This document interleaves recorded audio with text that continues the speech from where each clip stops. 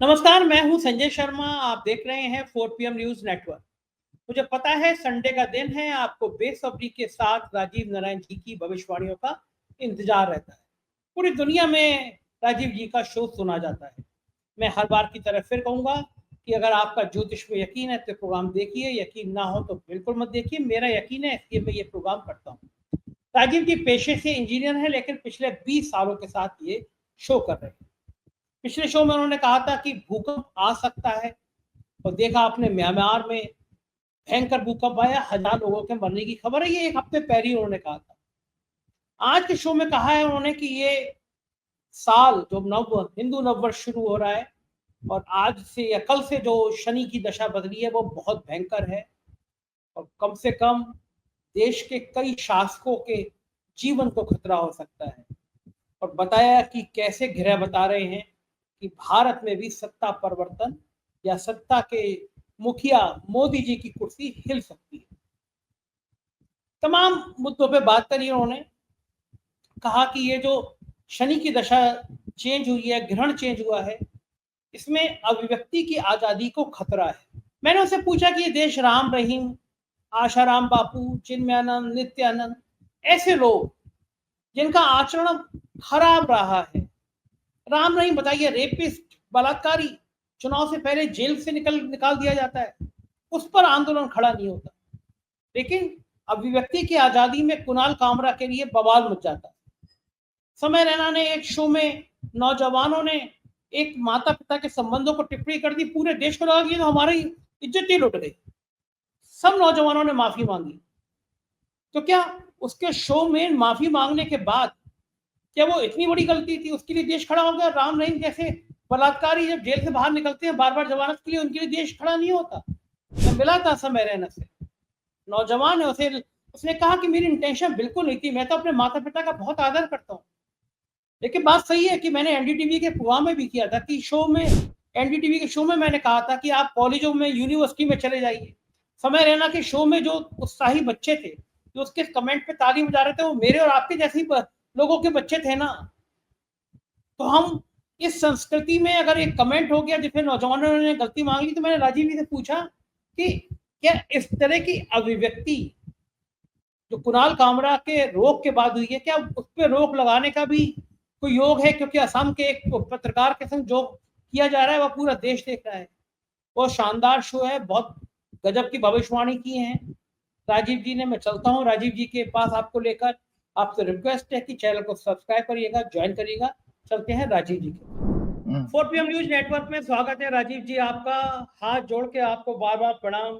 ऐसी ऐसी खतरनाक बात कह देते हैं, आप कभी भविष्य में कहा तो मेरा दिल दहल जाएगा। अभी एक हफ्ता पहले, शायद 16 तारीख का ही प्रोग्राम था, आपने कहा कि दुनिया के कुछ अलग अलग हिस्सों में भयंकर भूकंप की घटनाएं हो सकती हैं। आपने कहा कुछ दिन पहले कि किसी बड़े आदमी का नाम घोटाले में आ सकता है। जज साहब के घर पे आग लग गई और करोड़ों रुपए के नोट दिखाई दे गए, आ गया बड़े आदमी का नाम। और एक के बाद एक परत खुलती जा रही है। हमारे लखनऊ तक की खबर आ रही है कि नोटों में भी उनके एक साहब का हाथ था, बिल्डर हैं, एक बीजेपी के संगठन मंत्री के करीबी हैं, कितने सहाय को असहाय कर गए हैं। वो छापा भी बड़ा था, उनका इनकम टैक्स था। कुछ लोग चर्चा कर रहे थे, उनका भी कुछ कनेक्शन नोटों में आया। तो बड़े आदमी का जिक्र तो ऐसे आ गया, मैं मान गया भैया, इन्होंने कहा बड़ा आदमी बड़ा आदमी। लेकिन सबसे खतरनाक बात थी कि आपने पिछले हफ्ते कहा था कि जो ग्रह आ रहे हैं, नक्षत्र आ रहे हैं, जो योग बन रहा है वो बड़ा खतरनाक है, दुनिया में भूकंप आ सकता है। म्यांमार में 1000 लोगों के मरने की खबरें आ रही हैं, संख्या कहीं ज्यादा हो सकती है। इतना भयंकर भूकंप, दिल दहल रहा था। मैं तो बंबई में एक होटल में रुका हुआ था, तो मुझे लगा कि ये वाली जो बिल्डिंग है अगर ये नीचे आई तो कैसे क्या सीन होगा। ये आपको क्या हनुमान जी का सीधा कनेक्शन है? एक हफ्ते पहले कह रहे हैं दुनिया में भूकंप आ जाएगा, भूकंप आ जाता है, बड़े आदमी का नाम आएगा, जज साहब के यहाँ से नोट मिल जाते हैं। ये कहां से ग्रह नक्षत्र आपके एंटीने में फिट हो जाते हैं? हाँ, देखो संजय जी, सबसे पहली बात मैं आज आपको दिखाऊंगा कि लोगों को जब ताज्जुब होता है तो ये जो पुस्तक है अपनी क्या नाम है, मंडेन एस्ट्रोलॉजी की ये बुक है। ये मंडेन एस्ट्रोलॉजी की बुक है कि ज्योतिष जो है बेसिकली मंडेन एस्ट्रोलॉजी की सब्जेक्ट में ही ये आता है आपका भूकंप और नाना प्रकार के प्राकृतिक प्रकोप, किसी राजा का राज्याभिषेक होना, सत्ता चला जाना, राजा, इकोनॉमी, पॉलिटिकल वगैरह, और सबसे पहले दर्शकों को बताना चाहता हूं कि आप अगर इस ज्ञान को पाना चाहते हो तो नारद पुराण पढ़िए। नारद पुराण में पूरी की पूरी एस्ट्रोनॉमी है। नारद पुराण है, आपका पद्म पुराण है, ये 3 पुराण ऐसे हैं जिसमें पूरे ज्योतिष की जो गणित वाला हिस्सा है पूरा ज्योतिष के इसके अंदर आता है। और ये तीसरा है विष्णु पुराण। तो मैंने आपको बताया कि ये जब मैंने इसकी चर्चा की थी आपके पिछले प्रोग्राम 16 तारीख के प्रोग्राम में, और बाई चांस मैंने उस समय नए संवत्सर की प्रेडिक्शन कर रहा था, जो कि दर्शकों आपको दोबारा मैं ये हॉरोस्कोप दिखाता हूं कि जो नया संवत्सर शुरू हुआ है कल आपका नया संवत्सर ऑलरेडी। पहली बात तो दर्शकों में बीच में रोक करके अपनी बात पूरी कर रहा हूं। आपको आज जो उदय तिथि है संवत्सर की वो आज है, और नवरात्र भी आज से ही आरंभ हो रहे हैं। तो पहले दर्शकों को नव संवत्सर 2082 की बहुत बहुत शुभकामनाएं। इसका नाम सिद्धार्थी है। तो मैं ईश्वर से प्रार्थना करूंगा आप लोगों के बहुत सारे कार्य मनोकामनाएं सिद्ध हों। और साथ में ये भी आपको बता दो, ये चूंकि संवत्सर का महत्व क्या है भविष्यवाणी करने में, जो मैंने पुस्तकें दिखाई, 12 मीर की एक पुस्तक और भी दिखाई थी, बृहद संहिता, इसमें काल का ज्ञान है, काल की ही पूजा होती है। और ये काल क्या है जो हम अपने जीवन में जाने अनजाने में कर्म करते हैं। देखिए संजय जी, 2 तरह से पिछले संचित कर्मों से के पुण्य से जो मिलते हैं वो उससे बनता है आपका प्रारब्ध, जिसके कारण आप कैसे परिवार में पैदा होंगे, कैसे भाई बहन मिलेंगे, कितना जीवन में पैसा कमाएंगे, क्या प्रॉपर्टी होगी, और कैसे आपके मित्र सहयोगी बनेंगे, लगना, इस तरह की चीजें। और दूसरे होते हैं आपके आगामी कर्म, जो हम डे टू डे लाइफ में कर्म करते हैं, उनका फल कौन देगा। तो उनका फल देने वाले भी आपके ग्रह हैं। हमेशा मैंने आपको एक बृहद संहिता का कोट जो है पढ़ते हुए सुनाया था कि बृहद संहिता कहता है, ग्रहों के अधीन ही यह संपूर्ण संसार है, ग्रहों के अधीन ही सभी श्रेष्ठ मनुष्य होते हैं, काल का ज्ञान भी ग्रहों के अधीन है, और ग्रह ही सभी कर्मों के फल को देने वाले होते हैं। तो इसके नाते जो मैंने संवत्सर आपकी कुंडली आपको दिखाई है।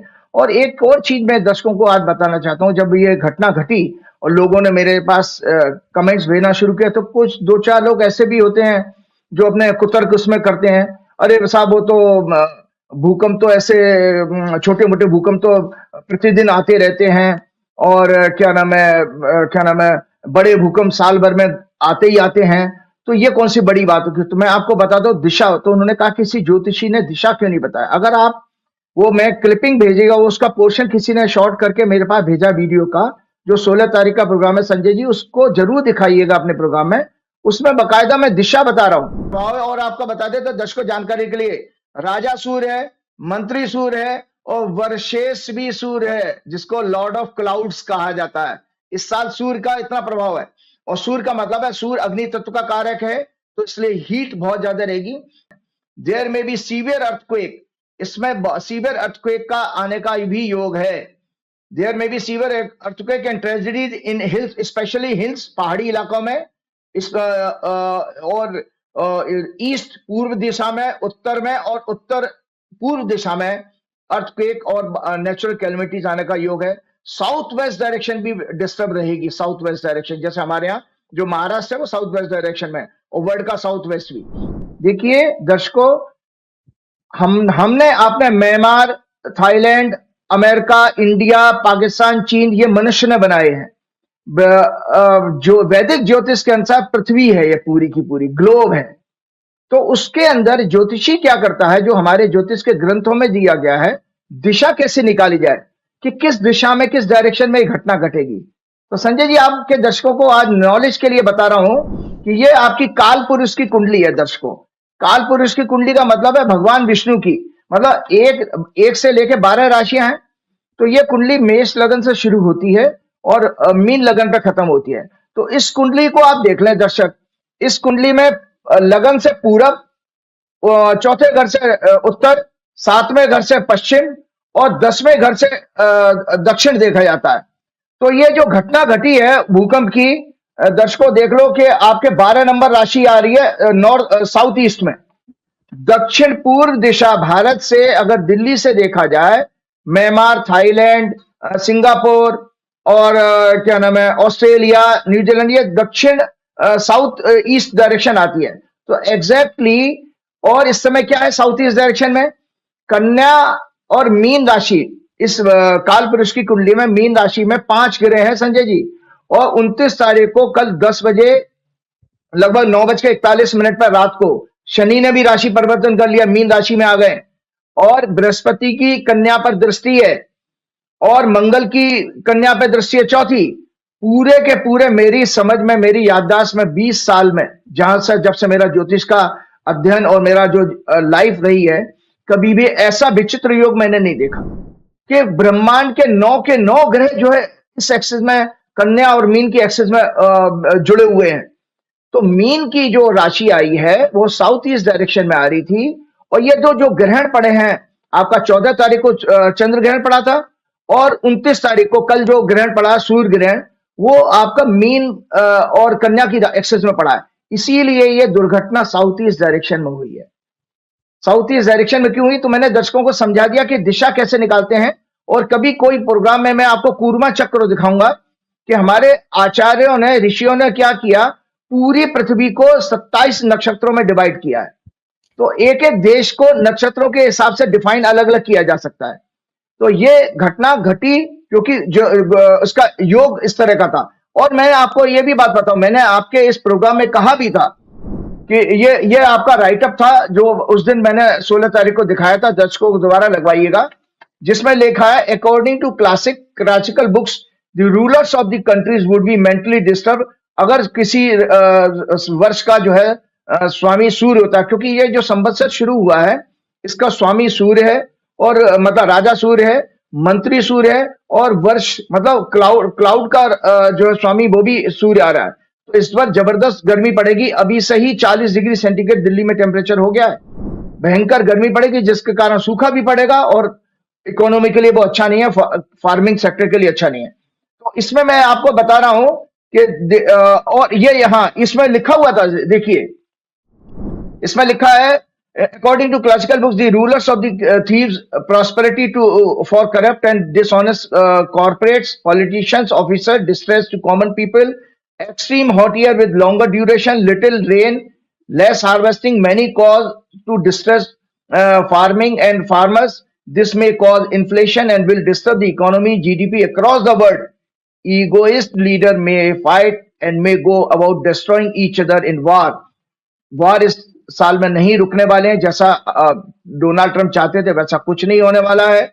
और there may be severe earthquake, मैंने लिखा है, and tragedy in the hills specially east, north east, south east direction, south west direction will also be hostile for all these calamities and suffering. और मैंने एक एग्जांपल दिया था, अगर आपको याद हो, मैंने कहा था कि 2001 में भी संवत्सर का राजा सूर्य था, और इंटरेस्टिंगली देखिए 2001 में भी भुज में बहुत बड़ा भयंकर भूकंप आया था, उसमें भी सैकड़ों लोग मरे थे और बहुत जबरदस्त बर्बादी हुई थी। भुज वाला गुजरात का भूकंप याद करिए 2001 का। और 2001 में भी जो आप स्कैंडल की बात कर रहे थे, करप्शन के खुलने की हाईकोर्ट के जज के, तो 2001 में भी तहलका कांड हुआ था, जिसमें कई सारे जो है बड़े बड़े officer, high ranking officials, politicians और बड़े बड़े लोग उसमें फंसे थे करप्शन के केस में, तहलका कांड में। तो एग्जैक्टली आप देखिए कि सीक्वेंस क्या आ रहा है। तो इससे हमको विश्वास हो जाता है कि किस तरह की ये ऊपर की जो दुनिया है, ब्रह्मांड के जो 9 ग्रह हैं, हमारी नीचे की दुनिया है, जिसे नीचे की दुनिया में बहुत सारे कैरेक्टर हैं, कोई डोनाल्ड ट्रंप है, कोई पुतिन है, कोई जीपिंग है, कोई मोदी है, कोई शाह है, कोई योगी है। इसी तरह इन सबको कौन कंट्रोल कर रहा है? ऊपर वाला ब्रह्मांड में, वो 9 ग्रह के जरिए, 9 ग्रह उसके प्रशासन है, उसकी जो तंत्र है, एडमिनिस्ट्रेटिव मशीनरी है, वो 9 ग्रह हैं, जिनके जरिए हमको हमारे कर्मों के फल मिलते हैं, जो मैंने बृहस्पति संहिता का कोट बताया था। दुर्भाग्य यह संजय जी, जो अभी आप कह रहे थे ना कि 2082 जब संवत्सर शुरू हुआ, बड़े अशुभ काल में शुरू हुआ है। एक तो अमावस्या का दिन, ग्रहण है उस दिन, तीसरा शनिवार का दिन। तो ये सब कॉम्बिनेशन नए संवत्सर के अच्छे नहीं है। इस संवत्सर में देखिए कई प्रकार के कष्ट आने वाले, जिसको कि मैं पढ़ के बताऊंगा। उस समय मैंने पिछले प्रोग्राम में, क्योंकि मैंने 5 पेज की प्रेडिक्शन बनाई है, जो उसकी मतलब उसकी एनालिसिस की थी, तो मैं 2 पेज आपको शेयर कर पाया था। फिर उसमें मैं आपको बताता हूं कि 8वें घर में ये जो है, जो लगन बना, जिस लगन में ये हमारा संवत्सर शुरू हुआ है, ये सिंह लगन है। और सिंह लगन में कन्या राशि में केतु है, 7वें भाव में शनि है, और मीन राशि में सूर्य, चंद्र, वक्री और अस्त बुध है, नीच का भी है, और शुक्र उच्च के हैं लेकिन वक्री है, राहु है साथ में 1 2 3 4 5, और जुपिटर आपके 10वें भाव में है, और 11वें भाव में मंगल है जिसकी चौथी दृष्टि आपकी कन्या राशि पे जा रही है। तो ये ग्रह 8वें घर में आने का एक अलग महत्व है। तो मैं आपको जानकारी के बता दूं, इसमें तो क्या निगेटिविटी आई है जो कि आने वाले टाइम में और इससे भी ज्यादा खराब समय। अभी तो एक झटका देखा है परमात्मा का आपने। आपको याद बता दूं, आपको मैंने अखबार में कल पढ़ा था जब ये भूकंप की न्यूज आई है, संजय जी बिल्कुल कोविड जैसी सिचुएशन बन गई है। अखबार न्यूज़पेपर के टाइम्स ऑफ इंडिया के हवाले से बता रहा हूं कि लोग होटलों में थे, बिना कपड़ों के भागे हैं, नीचे आ गए हैं, और वहां स्विमिंग पूल था टॉप फ्लोर पे, मल्टी स्टोरेज 5 स्टार होटल में। वो स्विमिंग पूल का पानी, इतनी बिल्डिंग गिर गई कि स्विमिंग पूल खाली हो गया, पानी नीचे गिर गया।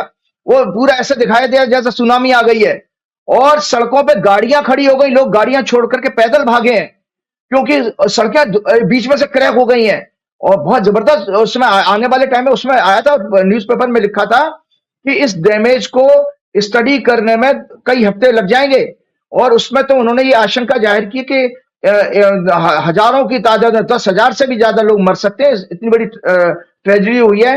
ये सोचिए कि पिछले कई वर्षों का सबसे भयानक भूकंप आया है ये।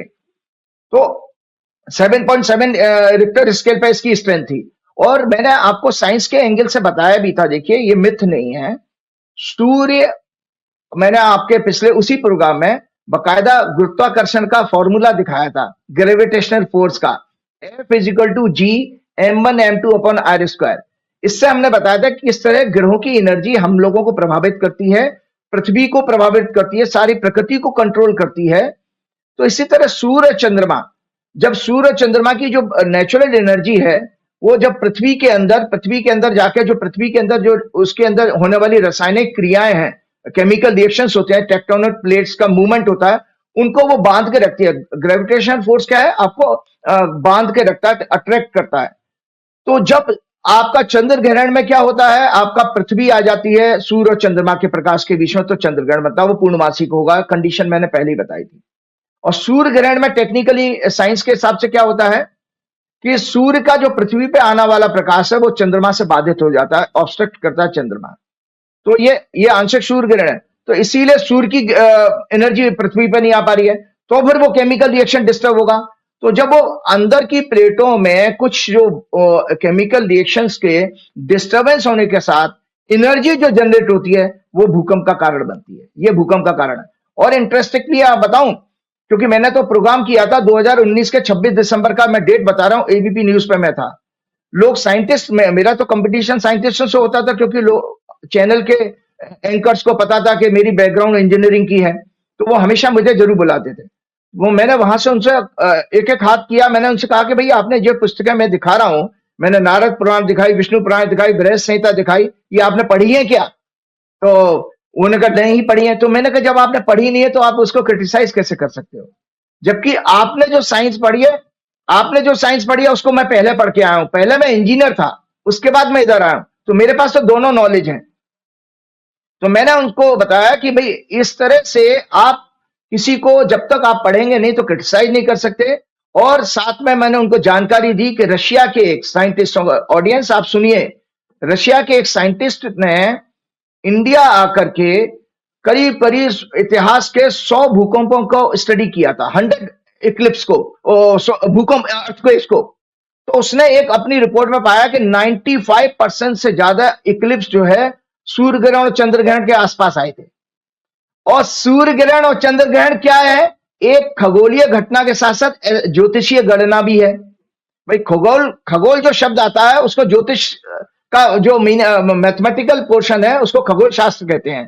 तो खगोलीय घटना ज्योतिषीय गणना है। तो वो आपकी ज्योतिष को, वैदिक ज्योतिष को अध्ययन करने आया था और उसने देखा। और आज आपके सामने मैं, मेरे जैसा साधारण व्यक्ति, जबकि मैं कोई विद्वान नहीं हूं, मैं तो आज की डेट में भी स्टूडेंट हूं, अभी भी 20 साल के बच्चे की तरह नोट्स बना के आप लोगों को दिखाता हूं, शेयर करता हूं कि मैंने 16 तारीख को इसी गणना के आधार पर कहा था कि भैया कोई सीवियर भूकंप आ रहा है और घर आपके सामने है। मैं कोई चमत्कारी बाबा धीरेन्द्र शास्त्री की तरह बाबा नहीं हूं। मैं कोई वो क्या नाम है आपके जो क्या नाम है नाना प्रकार के जादू करने वाला कोई ढोंगी संत भी नहीं हूं। तो मैं तो सीधा साधा एक गणित का विद्यार्थी हूं। मुझे बहुत मजा आता है, आनंद आता है गणना करने में। आपको याद होगा कि मैंने किस तरह से ऐसी खेल खेल में कहा कि मैंने कहा जी अभी मौनी अमावस्या आ रही है, कुंभ में कोई बहुत भयंकर ट्रेजेडी होगी, और आप लोगों को हो गई ट्रेजेडी। तो ये देखिए गणना के आधार पर कहा था कि अमावस्या हमेशा मन को दुख देने वाली कोई घटना का संकेत देती है। अमावस्या में क्या है ना, चंद्रमा हमारे मन का कारक है, वो अपनी आभा अपनी स्ट्रेंथ खो देता है और इमोशंस का कारक है। तो दुख का कारण बनेगी अमावस्या, और वो हुआ, उसमें भी शनिचर और जुड़ गया। एक मजे की बात और सुनाता हूं संजय जी आपके प्रोग्राम में। एक बार मैं एक शनिदेव मंदिर में था, तो वहां लाइन में जब मैं लगा हुआ था, तो मेरे आगे एक जो है किसी ने क्या नाम है जो पूजा की सामग्री होती है ना, जब थाली लीजिए, कभी शनिदेव मंदिर में आप गए हो या दर्शक तो जाते हैं तो देखेंगे एक थाली मिलती है, उसमें काले तेल, काला कपड़ा, लोहे की कील भी डाल देंगे, सरसों का तेल डाल देंगे। तो वो ऐसा करके शनि पे हर आदमी चढ़ाया जा रहा था, मतलब वो शनिदेव की मूर्ति पर उड़ेल देता था। तो मैंने अपने आगे वाले को रोका, ये बहुत साल पुरानी बात बताओ, 10-15 साल पुरानी। तो मैंने उसको रोका, भैया मैंने कि क्या कर रहे हो आप, ये क्या है? ये भगवान को अर्पित करने वाला प्रसाद के स्वरूप है। तो किसी चीज को आप अर्पित कर रहे हैं तो उसके सर पे डालोगे कि आप उसके सामने रखोगे? भैया आप सोचिए, आपको मैं भोजन कराऊं, आपके सर पे डालूंगा कि आपसे कहूंगा संजय जी खाइए सामने? तो ये बात मेरे पीछे वाले को बड़ी अच्छी समझ में आई। मैं आगे वाले को समझा रहा हूं तो पीछे वाला मेरे से कहता है, सर मैं जाति का मुसलमान हूं। वो मुसलमान था और मंदिर में लाइन में लगा हुआ था। वो कहे जाति का मैं मुसलमान हूं, आपने जो बात कही है आज तक हमको इतने साल से मैं आ रहा किसी ने नहीं बताई। तो बोले, मैंने उसको पुजारी को पकड़ा मंदिर के, मैंने क्यों भैया तुम ये सब चीजें बताते नहीं कि तुम गलत काम कर रहा है, मूर्ति के ऊपर कौन चढ़ाता है, ऐसे गिराता है, ये मूर्ति और गंदी हो रही है, इससे वो भगवान का आशीर्वाद मिलेगा आपको क्या ऐसे कि किसी को भोजन उसे सर पर डाल दोगे आप, लोहे के कीले डाल दोगे, ये डाल दो वो डाल दोगे? तो बोले क्या करें साहब, लोग मानते ही नहीं। तो वो मुझे उस मुसलमान ने बताया था कि हम लोग मुस्लिम लोग आपके यहाँ के दो ही देवताओं से घबराते हैं, एक शनिदेव है, दूसरे हनुमान जी हैं। तो ये मैंने एक लाइटर मोमेंट में मजाक के रूप में बताया कि उसने कहा था। तो ये खैर मैं आता हूं क्योंकि शनिदेव का जिक्र एक बार बताइए, एक घटना तो मेरे साथ भी हुई, दो बातें मैं पूछूंगा।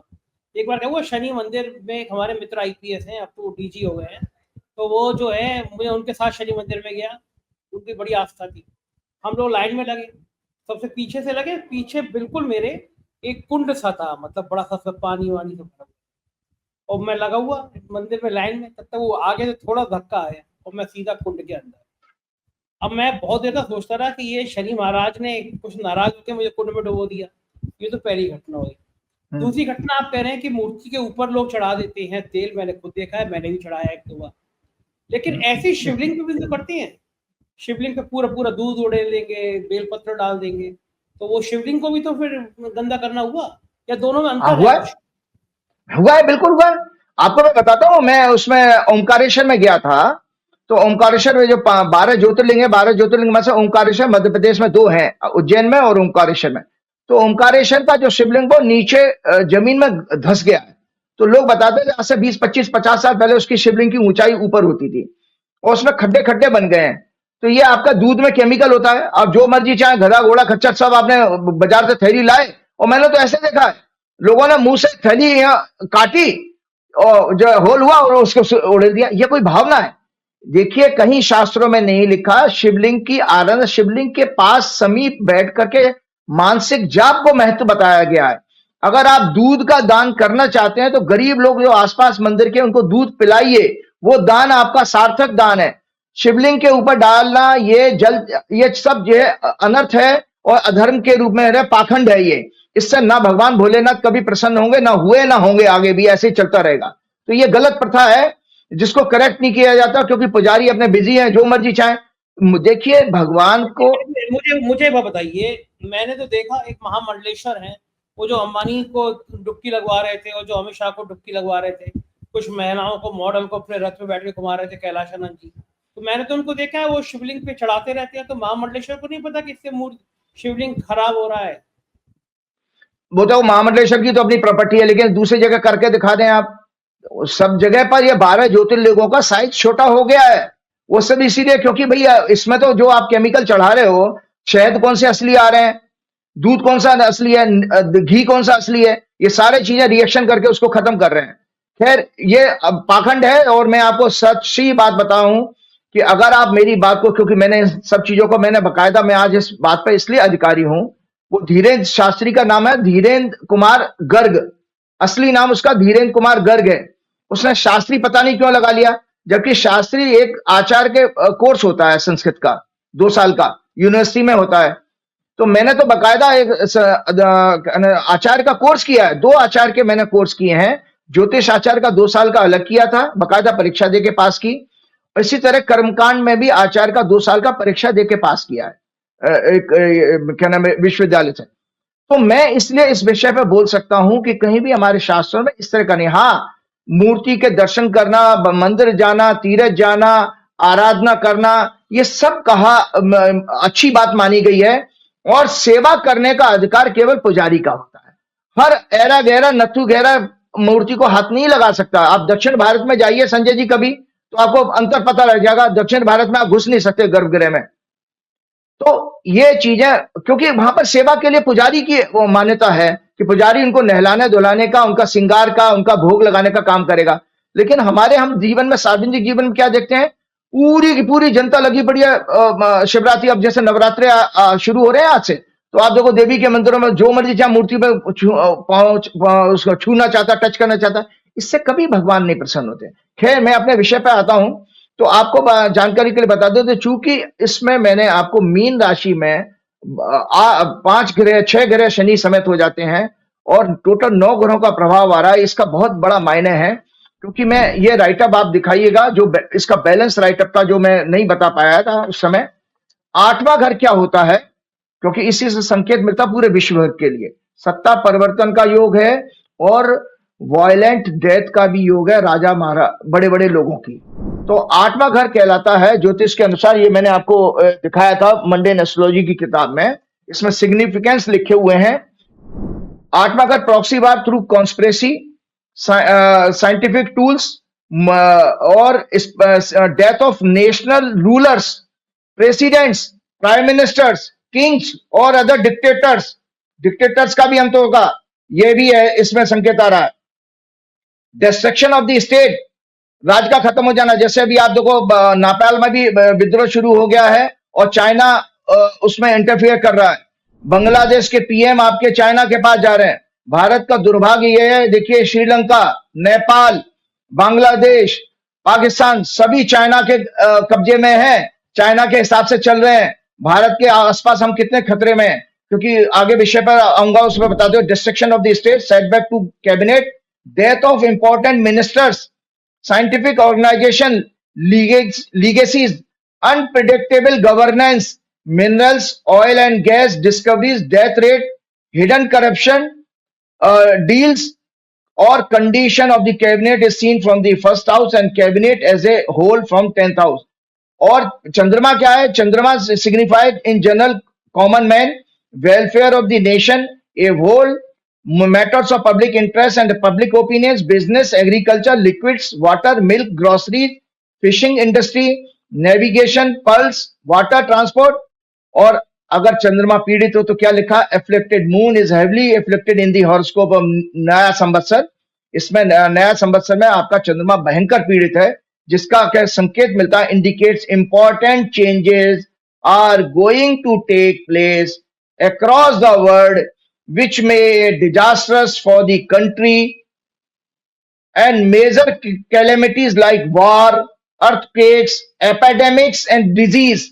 इस साल फिर कोई भयंकर बड़ी बीमारी और एपिडेमिक का भी योग है। मैं आपको बात बता रहा हूं, 26 दिसंबर 2019 को भी मैंने ग्रहण के उस प्रोग्राम में जिसकी मैं चर्चा कर रहा था, मैंने ये प्रेडिक्ट किया था। 4-4.5 घंटे का सूर्य ग्रहण था उस दिन भी। मैंने कहा था विश्व में कोई ऐसी घटना घटने वाली है। देखिए पहले पूर्व काल में इस तरह की सांकेतिक भविष्यवाणी करते थे ज्योतिषी। उस दौरान बृहस्पति और केतु इकट्ठे थे। बृहस्पति हमारे ब्रह्मांड के प्राण का कारक है, और केतु होता है वायरस। तो जो वायरस डेवलप हुआ था कोविड-19 के नाम से, वो उसने हमारे कहां पर अटैक किया था? आपके श्वास तंत्र पर। आपका लोगों की डेथ सांस बंद होने से, ऑक्सीजन की कमी से ही तो हो रही थी। और उससे 100 साल पहले भी एक घटना घटी थी, जब आपका बड़ी एक 1900 समथिंग में, 1917 में समथिंग, तो उस समय भी और बृहस्पति और केतु घटे थे। वो मैं उसको हवाला दे रहा था कि मैंने कोई बड़ी घटना घट सकती है जिसके कारण विश्व की सभी देशों की अर्थव्यवस्था हिल जाएगी। अब इससे ज्यादा ग्रेट प्रेडिक्शन क्या हो सकती है? और हुआ 3-4 महीने के बाद आपका कोविड का लॉक लग गया। तो मैं दर्शकों को बता रहा हूं, लगभग उसी तरह का ये खतरनाक साल शुरू हो चुका है। खतरनाक साल, ये भयंकर संजय जी, क्योंकि किसी कुंडली को अगर देखा, मैं अगर किसी व्यक्ति की कुंडली होती तो मैं आपको बताता हूं, मैं उसको बालारिस्ट कहते हैं, जो बच्चे जन्म होते ही मर जाते हैं, या 10 साल के मर जाए, 5 साल के मर जाए, 6 साल के मर जाए, अल्पायु में जिनकी मृत्यु होती है, उनको हम बालारिस्ट का योग कहते हैं। तो इस कुंडली में बालारिस्ट आ रहा है। इसका अर्थ यह है कि और लग्ने सूर्य इसमें फंसे हुए हैं। इसका अर्थ यह है कि यहां पर इस साल राजाओं के लिए भयंकर कष्ट है और बहुत अच्छी नहीं है ये कंडीशन। इस दौरान नाना प्रकार के कष्ट आएंगे, क्योंकि 8वें घर के मैंने आपको बताया, इस संवत्सर में 3रे घर का स्वामी, 10वें घर का स्वामी शुक्र, significator of trade and commerce, intellectual calibre of the country, communication, treaties, written documents, computer programmers, use of AI, TV industry, anchors, journalist, print media, transport, vehicles, entertainment, media as a whole, written and spoken words. Mercury represents weather, ये भी नीच का है। इस तरह इन लोगों के लिए भी खतरनाक है। आप देख नहीं रहे कॉमेडियन ने क्या कह दिया, उसके ऊपर क्या बवाल आपने देश में मचा कर रखा हुआ है, उसके ऊपर भी हम आ रहे हैं। शुक्र इस संवत्सर की हॉरोस्कोप में यदि वो मुझे बात समझ में नहीं आई कि समय रैना का शो था, उसमें कह दिया, मैंने एनडीटीवी की बहस में भी ये बात कही कि जो बच्चे सामने बैठे थे वो तो सब मेरे या आपके उम्र के बच्चों के ऐसे ही होंगे, वो सब खुश थे। दूसरी बात कि उन लोगों ने माफी मांगी। मैं मिला था समय रैना से, बहुत उत्साही, बहुत नौजवान, बड़ा हंसमुख लड़का है। गलती हुई, वो उसने मुझसे कहा कि सर कोई इंटेंशन नहीं थी, मजाक का था, और फिर हम लोगों ने माफी मांगी। हमको लगा कि मजाक, इस पे भी मजाक नहीं होनी चाहिए। लेकिन जो देश, आशा राम को आज फिर जमानत के बाद जमानत मिली है, राम रहीम, रेपिस्ट, हत्यारा, चुनाव के वक्त उसको जमानत मिल जाती है, नित्यानंद, चिन्मयानंद, तमाम संत हैं जो संतों के वेश में इस तरह का कुकर्म करते हैं। समाज और देश उनके लिए खड़ा नहीं होता। इन 3 नौजवानों ने बोल दिया और माफी भी मांगी कि हम मजाक कर रहे थे और हमें शायद माता पिता मजाक नहीं करनी चाहिए थी, हम छोटी उम्र के 26-27 साल के हैं। लेकिन देश इन कुकर्मी महात्माओं के लिए खड़ा नहीं होता कि ये कुकर्मी है, ये गेरुए वस्त्र पहन के ये इतना गंदा काम करते हैं। नौजवानों ने कह दिया तो उसके लिए देश खड़ा हो गया। कुणाल कामरा ने एक व्यंग कर दिया तो उसके लिए आफत आ गई। ये जो संकीर्ण सोच हो रही है, कि ये भी शास्त्रों में बताई गई है कि ऐसा समय आएगा जब राजा और राजा के दरबारी, राजा के भक्त, एंकर और एंकरनियां, ये सब पागल हो जाएंगे, इनको बर्दाश्त ही नहीं होगा कोई व्यंग, कोई मजाक। क्या कोई ऐसा भी समय इस ग्रह नक्षत्र में दिख रहा है आपको? जी बिल्कुल बिल्कुल बिल्कुल दिख रहा है, क्योंकि अभी आपको दिखा रहा हूं, ये जो बीजेपी की हॉरोस्कोप है, मैंने आपको पहले ही बताया था, 3रा घर जो होता है हमारा बेसिकली कम्युनिकेशन का, सूचना तंत्र का होता है। और जो आपको बताऊं, दर्शकों आपकी जानकारी के बताऊं, कॉमेडियंस भी बुध से देखे जाते हैं, पत्रकार भी बुध से देखे जाते। मरकरी जो signify comedians, journalist and communication skill, हमारी मरकरी से आती है। तो बीजेपी की कुंडली में मरकरी जो है 9वें घर में पीड़ित है सारे पाप ग्रहों से। तो इसलिए बीजेपी की हॉरोस्कोप में खुद तो अपना झूठ का प्रोपेगेंडा चलाएंगे, नैरेटिव बार बार चेंज करेंगे। मैं आपको बता रहा हूं, इसमें सुप्रीम कोर्ट ने बहुत अच्छा एक जजमेंट दिया है, उसको मैं आपको जल्दी से पढ़ के बताता हूं। पहले तो मैंने आपको कहा कि देखिए, इंडिपेंडेंट इंडिया में जो पहले क्या नाम है, भारत में अभी ऐसी जज के यहाँ जो कैश कांड हुआ, उसमें कई प्रोमिनेंट लोगों के स्कैंडल्स के एक्सपोज होने का योग है। ये भारत की कुंडली से मैं बता रहा हूं, ये भारत की कुंडली देख लीजिएगा, ये भारत की कुंडली है। और भारत की कुंडली में मीन राशि जो है 11वें भाव में आ रही है, और 11वां भाव होता है नए कानून का होता है। एक इंपॉर्टेंट हॉरोस्कोप और मैं आपके सामने चर्चा करना चाह रहा था, वो है सुप्रीम कोर्ट की। सुप्रीम कोर्ट की जो स्थापना हुई है, वो जो है अगले प्रोग्राम में मैं करूंगा। तो अभी हाल ही में सुप्रीम कोर्ट के जज के यहाँ कैश कांड में कई प्रोमिनेंट लोगों के स्कैंडल्स के एक्सपोज होने का योग है। इसमें politician, corporates and high profile लोगों का जुडिशरी के साथ एक बड़ा नेक्सस एक्सपोज होने वाला है। क्योंकि 8वां घर जो है गूढ़ चीजों को, और इसमें 10वें शुक्र मौजूद है, निकाल करके लेके आएगा। तो जो सत्ता के लिए हम कह रहे थे ना, नाना प्रकार के कष्ट हैं, आप देख रहे हैं कि बड़े वकील, जज और कॉर्पोरेट, बड़े बड़े लोगों के हल केस सुप्रीम कोर्ट में सुन लिए जाते हैं, उनको जजमेंट, उनको फेवर मिल जाए, उनको रिलीफ मिल जाती है। तो ये नेक्सस इसमें एक्सपोज होगा, क्योंकि ये जो शनि और ये शनि समेत जो 9 ग्रह प्रभाव में आ रहे हैं कन्या मीन की राशि में, ये इस तरह का बहुत बड़ा अत्यंत खुलासा करने वाले हैं। और ये सब कॉन्स्टिट्यूशन कोर्ट, सुप्रीम कोर्ट और हाई कोर्ट के लिए अत्यंत अशुभ समय है। इनकी साख पूरे देश और विश्व में लो लेवल पर गिरेगी आने वाले समय में। 15 मई 2025 के बाद, आप सुन लीजिए जो हमें आपका प्रश्न का जवाब आ रहा है, 15 मई 2025 के बाद सुप्रीम कोर्ट सख्त कार्रवाई करके अपनी वर्किंग में ट्रांसपेरेंसी लाएगा और अपनी गिरती हुई साख को बचाने की पूरी कोशिश करेगा। देश की आम जनता को देश के जुडिशियल सिस्टम से बहुत निराशा होगी, लेकिन उनके जागरूक होकर आंदोलन करने से जुडिशियल सिस्टम उनके साथ अवश्य न्याय करेगा। ये पक्की बात है, क्योंकि आंदोलन का समय सितंबर के 2025 के पहले हफ्ते से शुरू हो रहा है, जब मंगल की दशा शुरू होगी। और आपको मैं बता देता हूं एक चीज, और मैंने इसमें बताया था, वर्तमान गोचर में कम्युनिकेशन, आपके प्रश्न का जो कामरा जैसे केस हो रहे हैं, या आपका कांग्रेस के एक एमपी ने जो कवि हैं, उन्होंने गुजरात में कुछ कहा, उनके खिलाफ केस कर दिया गया था, तो बहुत अच्छी सुप्रीम कोर्ट ने जजमेंट दिया था। तो मेरा उससे बात से कनेक्शन है, इससे देश के लोगों को निराशा होनी चाहिए। आपके साथ ये बीजेपी सरकार क्या करने जा रही है वो मैंने कुंडली में दिखा दिया। छल कपट से लोगों की सूचना, लोगों की आवाज, freedom of expression, freedom of speech, freedom of life, सबको खत्म करने वाली बीजेपी के अंदर कुटिल कपट योग है, और ये इस तरह के षड्यंत्र करेंगे। दरअसल क्या है, देखिए संजय जी, आप देखिए नरेंद्र मोदी अपने आप में बहुत कमजोर व्यक्तित्व के आदमी है। उन्होंने जीवन में कोई महान कार्य नहीं किया है। वो हमने आपको घटना उनकी एक बताई थी कि कैसे टायर उनके पास के हाईवे से बस्ट हुआ, तो वो अपना मकान छोड़ के भाग गए थे जब वो चीफ मिनिस्टर थे। चीन ने हमारे 20 या 22 सैनिक मार दिए, आज तक वो चीन से कुछ कह नहीं पाए, और जीपिंग के सामने बहुत कांपते हैं, डरते हैं बहुत ज्यादा, और डोनाल्ड ट्रंप के सामने भी कांप रहे हैं, डर रहे हैं।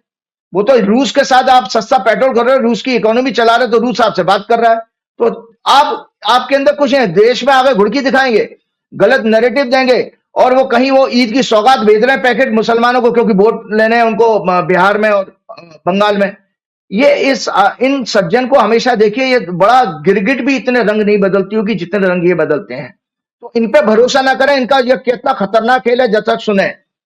देखिए वर्तमान ग्रह गोचर में communication, data, journalism, information, media का कारक बुध नीच का वक्री और अस्त है। और भाजपा की कुंडली जो मैंने आपको दिखाई है, में भी बुध लग्नेश है, और 9वें घर में हेविली एफ्लिक्शन के कारण कपट योग का कहता है मेलाफाइड इंटेंशन बना रहे हैं।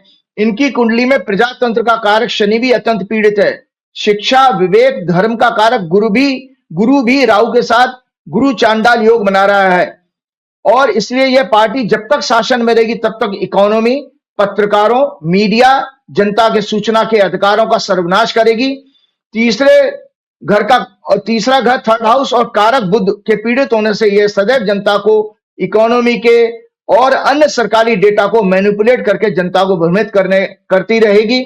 फॉल्स प्रोपेगेंडा के जरिए फ्रीक्वेंट नैरेटिव को चेंज करके लोगों के परसेप्शन को बदलती रहेगी। जैसे आपने देखा कि जैसे ग्रोक ने इनका खुलासा करना शुरू किया तो ये बैकफुट पे आए, तो उन्होंने वो जज का कांडवाली चला दिया। तो भाई नैरेटिव बहुत जल्दी जल्दी चेंज करते हैं, सो दैट न्यूज में वो मुद्दा गायब हो जाए। तो इनके अंदर ये गुण है, क्योंकि थर्ड हाउस जो होता है फ्रीक्वेंट चेंज का होता है, और तीसरे घर में इनका, और तीसरा घर हमारा प्रोपेगेंडा कम्युनिकेशन का, ये मैं आपको दर्शकों को बता ही चुका हूं।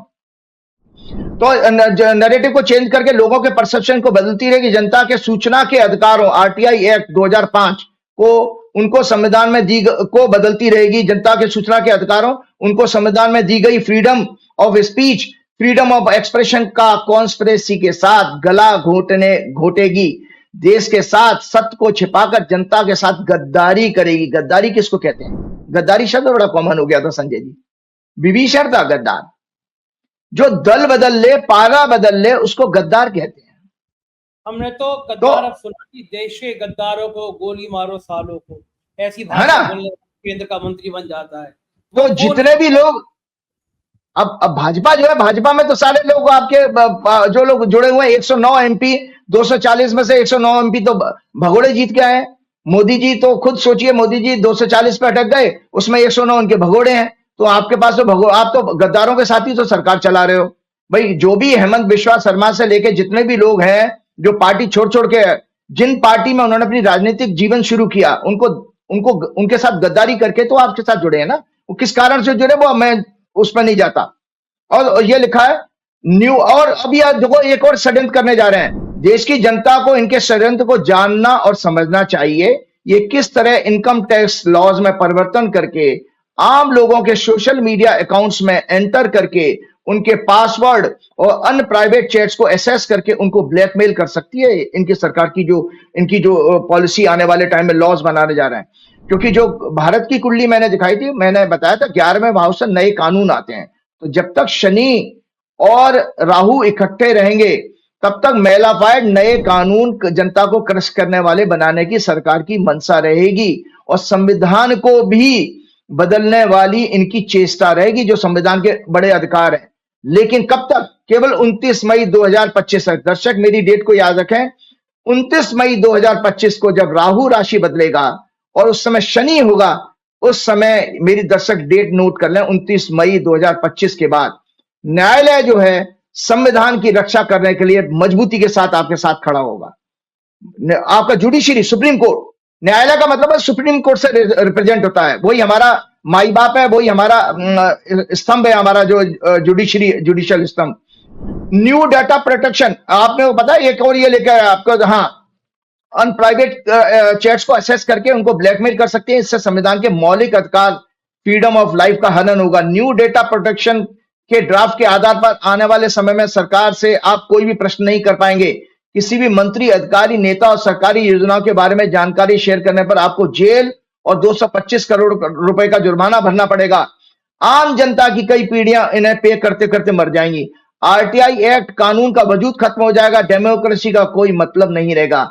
विपक्ष और उनके आईटी सेल इंफॉर्मेशन कलेक्ट नहीं कर पाएंगे। Political campaigns, debates, entertainment, poetry और अन्य इवेंट्स का कोई मतलब नहीं रह जाएगा। मतलब एंटरटेनमेंट का कोई मतलब नहीं है। आप कविता नहीं कह सकते, आप कॉमेडी नहीं कर सकते, आप डिबेट में नहीं जा सकते, आप पिक्चरें नहीं बना सकते। इसका उदाहरण अभी हाल में ही मैंने आपके कांग्रेस एमपी और कॉमेडियन कामरा के केस में देख लिया है, आप लोगों ने देखा होगा।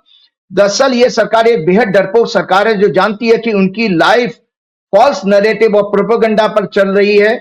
सत्य सामने आते ही उन्हें सत्ता से हटा दिया जाएगा। तभी तो ये हल्के फुल्के एंटरटेनमेंट आम जनता की सोशल मीडिया की पोस्ट को भी सहन नहीं कर पाते, जबकि इनका आईटी सेल पिछले 15 सालों से पूरे देश को झूठे प्रोपेगेंडा से भ्रमित कर रहा है। ये बात मैं आज क्यों कर रहा हूं? क्योंकि बीजेपी कुंडली में जो लग्नेश है, ज्योतिष से जुड़ा हुआ, दर्शकों मेरी कोई पॉलिटिकल नैरेटिव नहीं है, क्योंकि मेरी कोई बैकग्राउंड नहीं है। बीजेपी की कुंडली बुध की लगन की कुंडली है और बुध इन सब चीजों का सिग्निफिकेटर है। दैट इज वाई मुझे डिटेल में इसको समझाना पड़ रहा है, सो दैट आपके सब्जेक्ट समझ में आए। आप देखिए अब दरअसल ये आप महाराष्ट्र के सीएम और यूनियन मिनिस्टर आपके जो बड़बोले लो आईक्यू के अश्विनी कुमार वैष्णव हैं, उन्होंने कामरा इश्यू पर बोलते हुए क्या कहा? Freedom of speech has its limits. उन्हें सुप्रीम कोर्ट के जजमेंट, दर्शकों सुप्रीम कोर्ट का जजमेंट अभी 2 दिन पहले आया, उसको सुन लीजिए और नोट कर लीजिएगा मेरी चीजों को, और आप भी आश्वस्त हो जाइए सुप्रीम कोर्ट आपके साथ में किस तरह से आपके ऊपर आशीर्वाद की मुद्रा में हाथ रख के खड़ा हुआ है। उन्हें सुप्रीम कोर्ट के जजमेंट और कॉन्स्टिट्यूशन के फ्रीडम ऑफ स्पीच के आर्टिकल 19(1)(a) को डिटेल में पढ़ना चाहिए। मोदी जी, अमित शाह, योगी और उनके मंत्री गोदी मीडिया के साथ मिलकर पब्लिक डोमेन में कुछ भी बकवास कर देते हैं। वो भूल जाते हैं कि डेमोक्रेसी का मतलब क्या है। संजय जी, डेमोक्रेसी का मतलब है for the people by the people, यानी जनता राजा है और वो अपने जीवन और सुविधाओं के लिए वोट देकर 5 साल के लिए सरकार चुनती है। मैंने 5 साल के लिए एक सेवक रखे हैं, ठीक है जी, और प्रशासनिक व्यवस्था को इलेक्ट करती है 5 साल के। इन सब लोगों की सैलरी, जिसमें जुडिशरी भी शामिल है, हमारे आपके जनता के टैक्स के पैसे से आती है।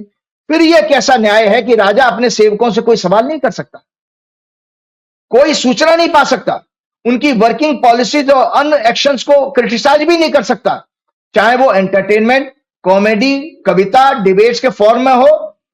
उनके कंडक्ट पर प्रश्न चिन्ह नहीं लगा सकता। शर्म आनी चाहिए अंधभक्तों को और व्हाट्सएप ग्रुप के उन आंटी अंकलों को जो सोसाइटी में बैठे हैं कि जो और अंधभक्तों को तो नेताओं को दल बदलू गद्दार सहयोगी दलों को जो डेमोक्रेसी की हत्या करने वाली सरकार का साथ देकर देश के विपक्ष जनता के साथ निरंतर अन्याय कर रहे हैं। आपको जानकारी के लिए संजय जी बता दो जो सुप्रीम कोर्ट का जजमेंट है, 5 पॉइंट्स दर्शक सुन लें और आप लोगों के लिए भी, क्योंकि हम लोगों को भी तो खतरा है ना कि सोशल मीडिया में ये किस तरह के जो डाटा प्रोटेक्शन एक्ट के जरिए ये यूट्यूबर्स पर उन पर अंकुश लगाने की इनकी प्लानिंग अभी तो ड्राफ्ट फॉर्म में है, कानून नहीं बना है। इन सभी लोगों को सुप्रीम कोर्ट के जजमेंट को गंभीरता से पढ़ना चाहिए। टाइम्स ऑफ इंडिया 29 मार्च 2025 को मैं कोट कर रहा हूं, एडिटोरियल है, SC speaks clearly and eloquently for free speech. It says cops मतलब police, cops and all constitutional courts, जिस हाई कोर्ट होते हैं और सुप्रीम कोर्ट कॉन्स्टिट्यूशनल कोर्ट है, cops and all constitutional courts note 5 points. SC made number 1, standard of free speech cannot be decided by those who always perceive criticism as a threat to their power और position. अब संजय जी को अगर criticism बर्दाश्त नहीं है तो वो constitutional position पर क्यों बैठे हुए हैं? तो सुप्रीम कोर्ट साफ साफ कहता है कि ये कोई स्टैंडर्ड नहीं हो सकता है कि भाई हमारी फ्रीडम ऑफ स्पीच के डिसाइड करना खराब है, बुरी डिसाइड करने वाला। नंबर 2 क्या कहा सुप्रीम कोर्ट ने? If you find some speech objectionable your response should be counter speech, not suppression और पुलिस एक्शन।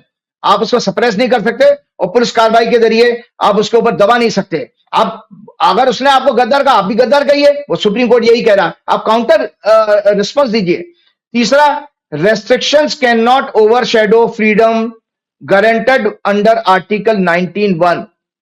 चौथा, ऑल जजेस मस्ट, जजों को भी, हाईकोर्ट जजों को और जितने भी आपके कोर्ट लोअर कोर्ट के जज हैं उनको भी कहा है, ऑल जजेस must protect fundamental rights, uphold the constitution without being influenced by their own views। अपने व्यूज नहीं देने, फंडामेंटल राइट्स को आपको प्रोटेक्ट करना है। पांचवा, art, comedy, satire are way of expression and make life more meaningful. Freedom of speech can not be crushed on flimsy ground. ये supreme court का जजमेंट है। तो ये जजमेंट कितना अपने आप में सटीक है कि जिसने आपके सारे क्लियरली कर दिया कि ये जितने भी ये केस कर लें, कुछ कर लें, सुप्रीम कोर्ट आपके साथ खड़ा हुआ है। और इसके बाद में एक और चीज संजय जी आपने देखी होगी, इन लोगों को मैंने बहुत दिन से सोच रहा था, मैं कुछ जरूर बात कहूंगा। संघ, भाजपा, मोदी, शाह, योगी हमेशा वर्तमान प्रॉब्लम्स के बारे में बजा के इतिहास में घुस जाते हैं। कहीं औरंगजेब ले आएंगे, कहीं बाबर ले आएंगे, है ना? ये ऐसा क्यों करते हैं? भूतकाल पे क्यों बातें करते हैं? तो कहीं ऐसा तो नहीं है कि ये लोग भूत हैं? जो भूतकाल की बात करेगा वो भूत होगा। और उसको मैं नहीं कह रहा हूं, ये गीता कह रही है। ये गीता की बात, भगवान कृष्ण की बात कह देता हूं।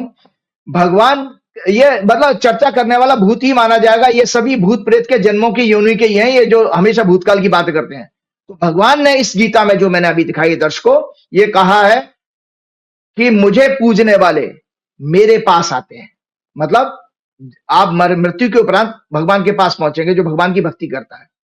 भगवान कहते हैं देवताओं को पूजने वाले अगले जन्म में श्रेष्ठ कुल में, श्रेष्ठ परिवारों में जन्म लेते हैं। और जो मनुष्य को पूजते हैं, जैसे मोदी के अंधे भक्त हो या योगी के अंधे भक्त हो, उनके लिए सुन ले भगवान कृष्ण क्या कह रहे हैं।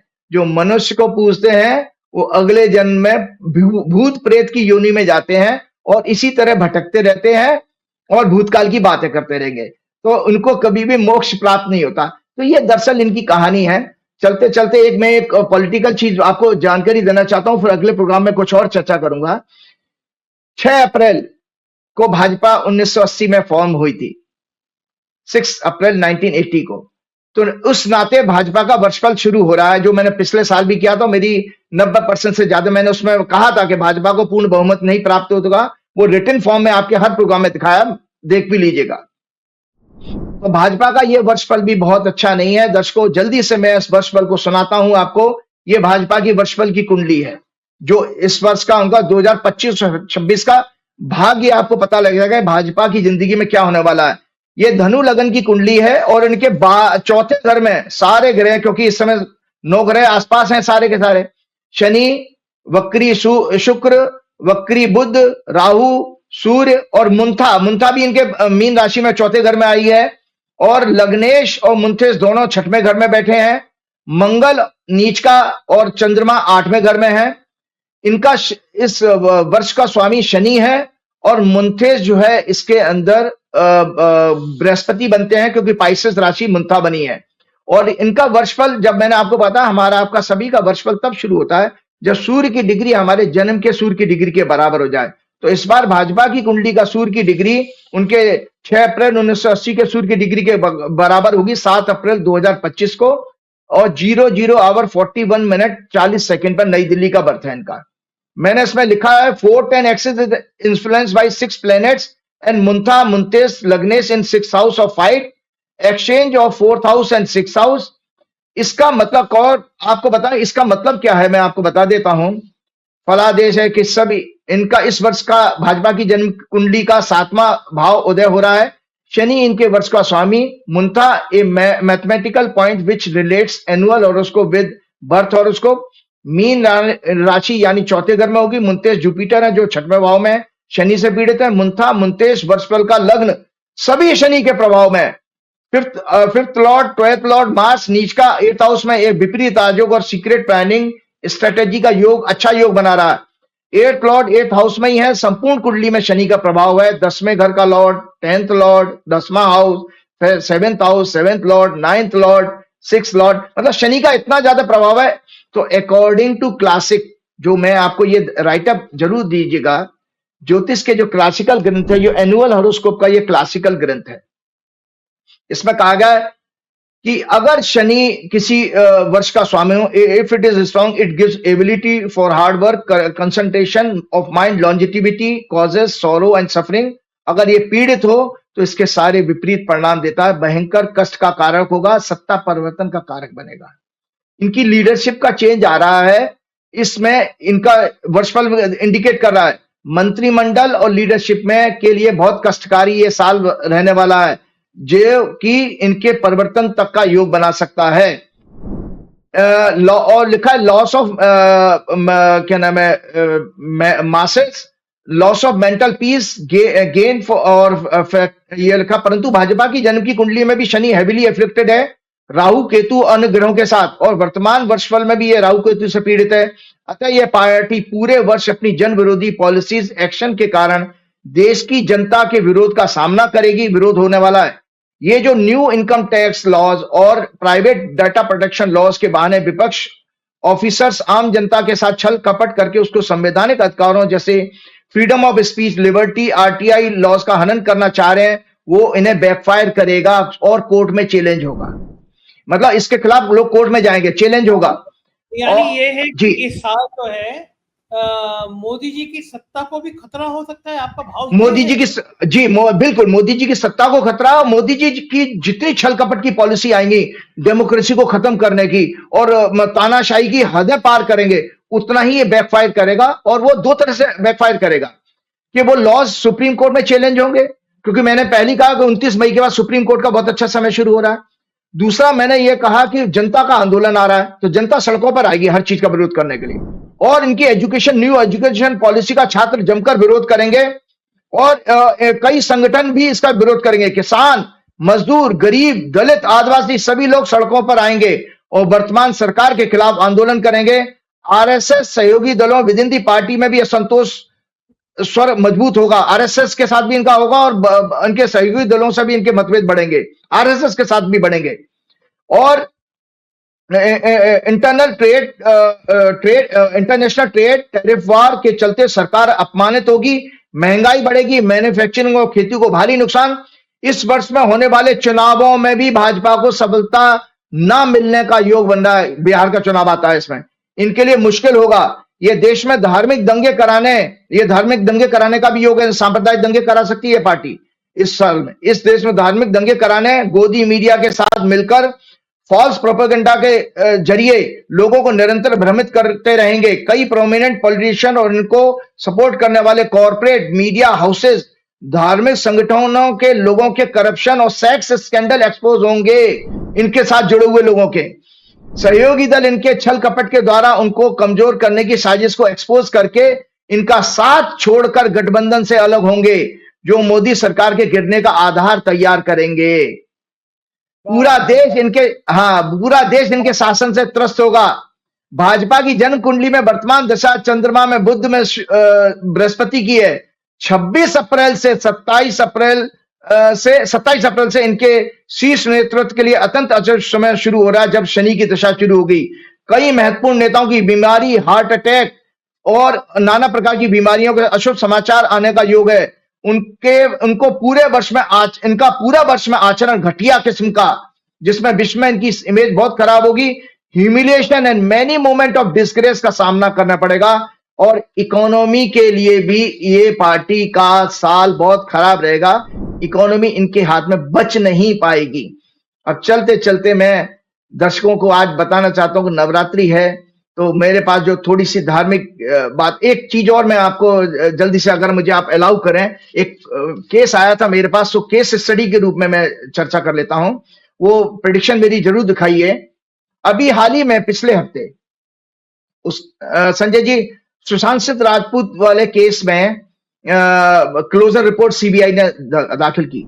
ये सुशांत सिंह राजपूत की दर्शकों कुंडली है, और सुशांत सिंह राजपूत ने जिस दिन आत्महत्या करी थी, ये उस समय की ग्रह दशा है। ये दर्शक देख लें उस दिन ग्रह दशा क्या थी। सुशांत सिंह राजपूत की ये जन्म कुंडली है। सुशांत सिंह राजपूत का जन्म 21 जनवरी 1986 मंगलवार को 1:41 पटना में हुआ था। तुला लगन की कुंडली है। लगन में मंगल और केतु, शनि इनके दूसरे घर में, बुध इनके तीसरे घर में, सूर्य शुक्र और बृहस्पति इनके चौथे घर में, और 7वें घर में राहु, और 8वें भाव में इनका चंद्रमा था। इस कुंडली को इसलिए मैंने चर्चा का विषय बनाया कि इसकी प्रेडिक्शन करने वाला भी मैं अकेला व्यक्ति हूं। जब मेरे साथ मेरे एस्ट्रोलॉजी की रिसर्च के पीरियड में संजय जी, एक साइंटिस्ट मेरे साथ पढ़ते थे डीआरडीओ के, उन्होंने उसी समय इनकी मेरी बर्थ डिटेल सबमिट की और कहा कि राजीव जी आप बताइए कि इसने इनकी हत्या हुई है कि आत्महत्या। तो मैंने उसी समय वो व्हाट्सएप का चैट में शेयर करूंगा आप लोगों के साथ, आपके पास भेजूंगा। तो मैंने 14 जून जिस दिन सुशांत की डेथ की न्यूज आई है, वो मेरा व्हाट्सएप चैट 14 जून 2020 का है, जिसमें मैंने ग्रह को योग बताते हुए लिखा है कि सुशांत की कुंडली में आत्महत्या का योग है, ये सुसाइड की है, और आज 5 बरस बाद आपका कानून उस चीज को प्रूव कर रहा है। तो ही मस्ट बी, लेकिन ये बहुत अच्छा इंसान होना चाहिए ये जितना, और इसकी आयु में अल्पायु हो गए। देखिए अल्पायु का बालारिस का हम अभी बात कर रहे थे।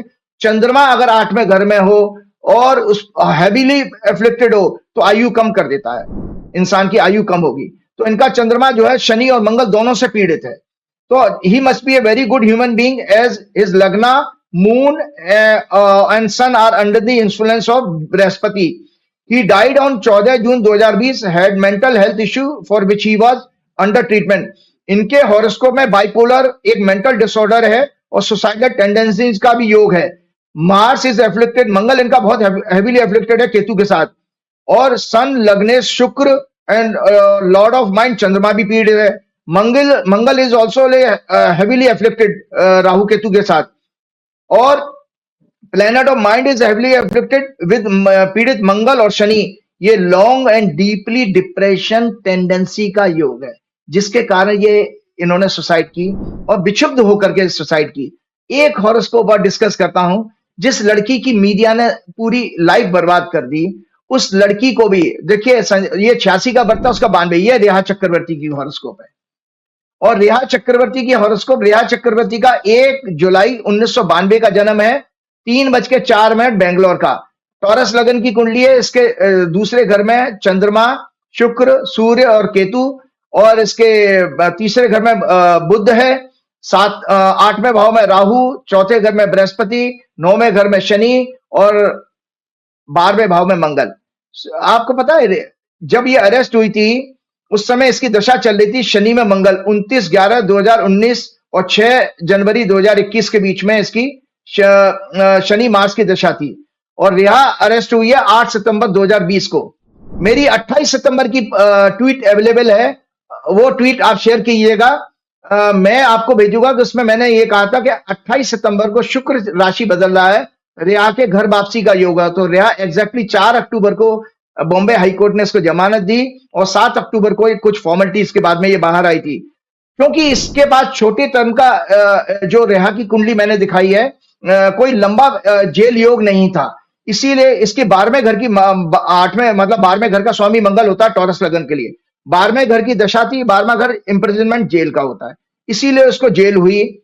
जेल के लिए या तो बंधन योग हो, बंधन योग इसकी कुंडली में कोई है नहीं। बंधन योग जल्दी से रिपीट करता हूं, लगन के बराबर हाउस में, सेकेंड हाउस 12th हाउस में बराबर प्लेनेट हो, तीसरे 11वें घर में बराबर प्लेनेट हो, चौथे 10वें घर में बराबर प्लेनेट हो, 5वें 9वें घर में बराबर प्लेनेट हो, तो बंधन योग होता है, मतलब हथकड़ी लगने का। तो वो वाला योग नहीं था। Since she does not have any imprisonment योग इन हर chart, only 12th lord dasha was there, so she was imprisoned for about a month and was released on October 7th by SC Mumbai. आपको पता है इसके लिए गोदी मीडिया ने कितना इसका चरित्रहरण किया था? अक्षय कुमार से लेके ओमना अंजना ओम कश्यप और अर्नब गोस्वामी और ड्रग्स के केस में इसके ऊपर जाना क्या क्या के आरोप लगाते थे। आज उन लोगों के ऊपर कोई डिफेमेशन सूट कोई फाइल क्यों नहीं करता? किस तरह से, देखिए ये बहुत बड़ा दुर्भाग्य है हमारे, आपको पता होना चाहिए कि ये जो जिस तरह की मीडिया ट्रायल है, ये किस तरह से समाज में सुसाइड बढ़ा देगा। आपको पता है कि ये उसके इनके वकील ने भी कहा था, सीबीआई की क्लोजर रिपोर्ट आने के बाद आज देश, गोदी मीडिया, अक्षय कुमार, आज तक channel, Republic Bharat, times now, उनके लो आईक्यू के एंकर्स अंजना ओम कश्यप, नमिता कुमार, अर्नब से पूछ रहा है कि आप लोग नैतिकता के नाम पर मर चुके हो। This country owes an apology to Rhea Chakraborty. This Godi media launched a witch hunt against her, this young actress. Her dignity made her national villain. Abused her day in and out. ये उनके वकील ने अपने उद्गार बताए थे। इन गोदी मीडिया चैनल और एंकरों पर सैकड़ों करोड़ के जुर्माने की डिफेमेशन की पीआईएल फाइल होनी चाहिए। क्लोजर रिपोर्ट आने पर उनके एडवोकेट ने देश को इस फॉल्स प्रोपेगेंडा के जरिए नैरेटिव चलाने वाले लोगों के षड्यंत्र के खिलाफ सावधान करने की चेतावनी देते हुए कहा, the amount of false narrative on social and electronic media was totally uncalled for. Due to the covid nineteen, everyone was glued to the TV and social media in the absence of anything happening in the country. Innocent people were hounded and paraded before the media and investigative authorities. I hope this does not repeat in any case. While one man's death become a mockery, many others paid with their reputation. ये सब चीजें आपको बताऊं कि इतनी दुर्भाग्य है कि जो बीजेपी आपका प्रोपेगेंडा वार चलाती है, किस तरह से हमारे यूथ का भविष्य खराब कर रही है।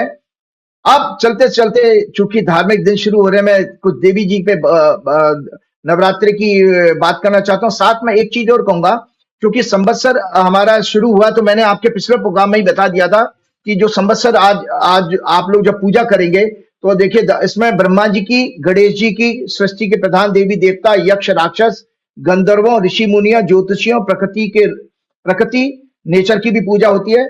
आपके जो पुष्प वगैरह होते हैं, पुष्प फल वगैरह, ये प्रकृति को सिंबलाइज करते हैं। रोगों के उपचारों इत्यादि की पूजा की जाती है। इस दिन प्रत्येक व्यक्ति अपने घर पर अपने संप्रदायों के अनुसार नया ध्वज लगाता है। आप देखिएगा, आप शहर में निकल जाइएगा, आपको झंडे दिखाई देंगे, मंदिरों पर सब बदले जाते हैं।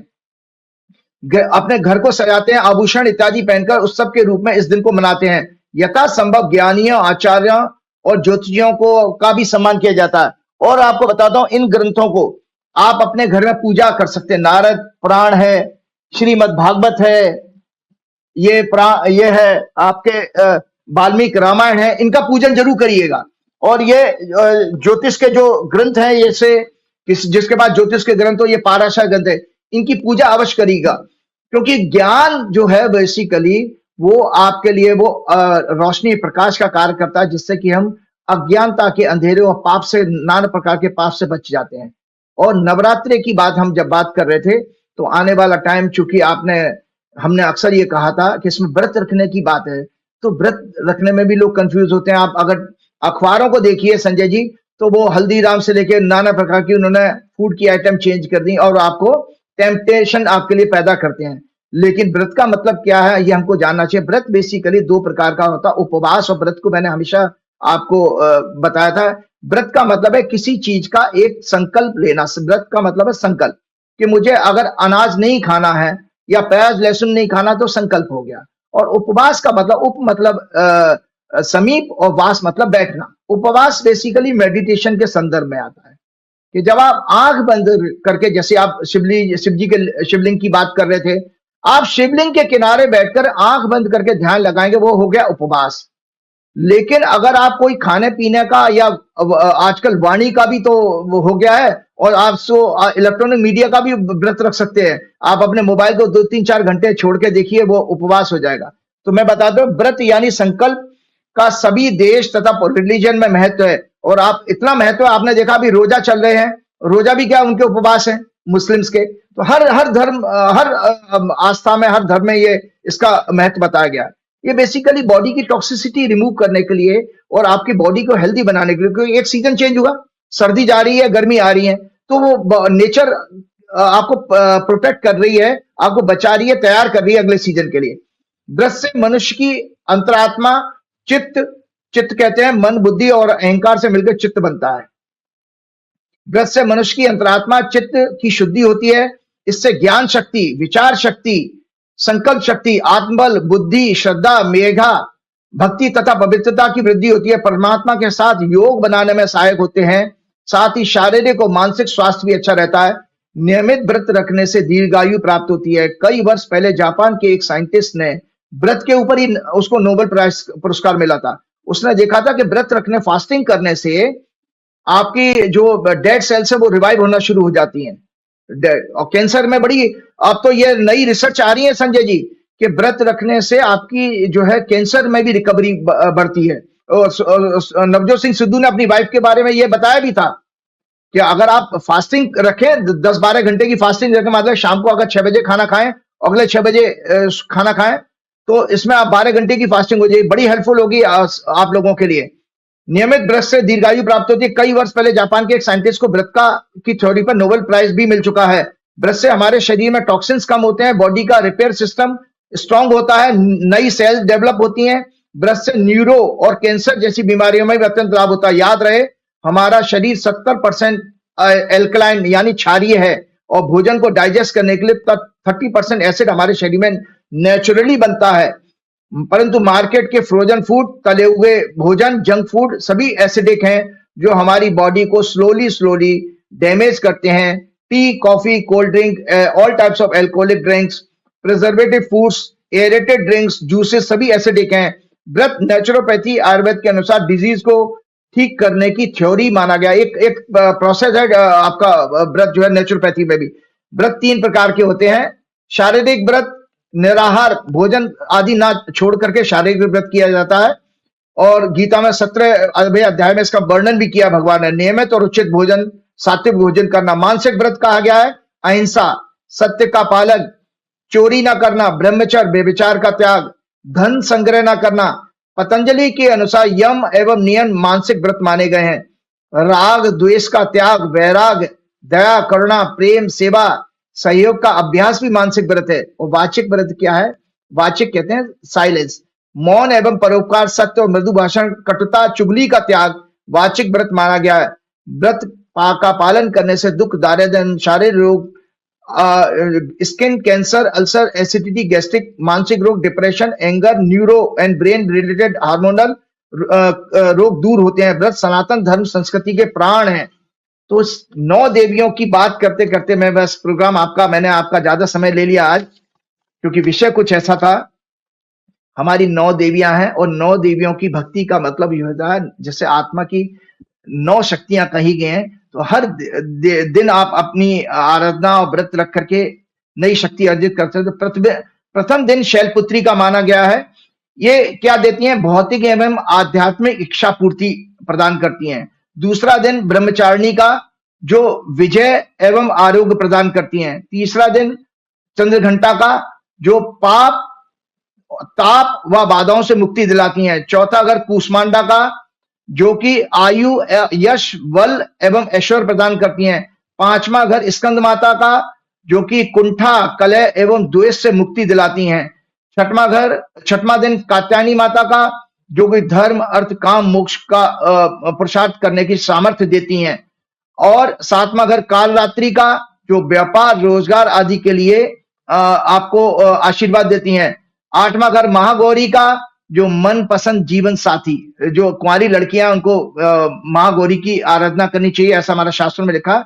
और नौवां दिन सिद्ध धात्री का, समस्त साधनाओं और मनोरथ के लिए सिद्ध धात्री की पूजा की जाती है। चलते चलते सबसे बड़ी बात कि भक्ति, ज्ञान और कर्म के तीनों के जो परम योगी हैं वो हमारे हनुमान जी महाराज हैं। तो कहीं इसीलिए बार बार तुलसीदास जी की चौपाई दिमाग में आ जाती है, राम द्वारे तुम रखवारे होत न आज्ञा बिन पसारे। किसी देवी का भी आशीर्वाद तब तक नहीं मिलेगा जब तक हनुमान जी की कृपा नहीं होगी।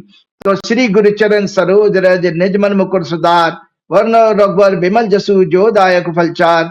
बुद्धिहीन तनु जान के सुमरो पवन कुमार, बल बुद्धि विद्या देव मोह हरऊ कलेश का। जय श्री राम, जय हनुमान। बहुत बहुत शुक्रिया राजीव जी, आपने इतना समय दिया, थैंक यू। ये थे राजीव नारायण शर्मा और आपने सुना कि क्या भविष्यवाणी करी है, बहुत खतरनाक बता रही है साल। आप सुरक्षित रहिएगा, संभल के रहिएगा, अपने दोस्तों का, अपने साथियों का, अपने परिवार का ध्यान रखिएगा। प्यार भरा कमेंट जरूर कीजिएगा। शुक्रिया, थैंक यू।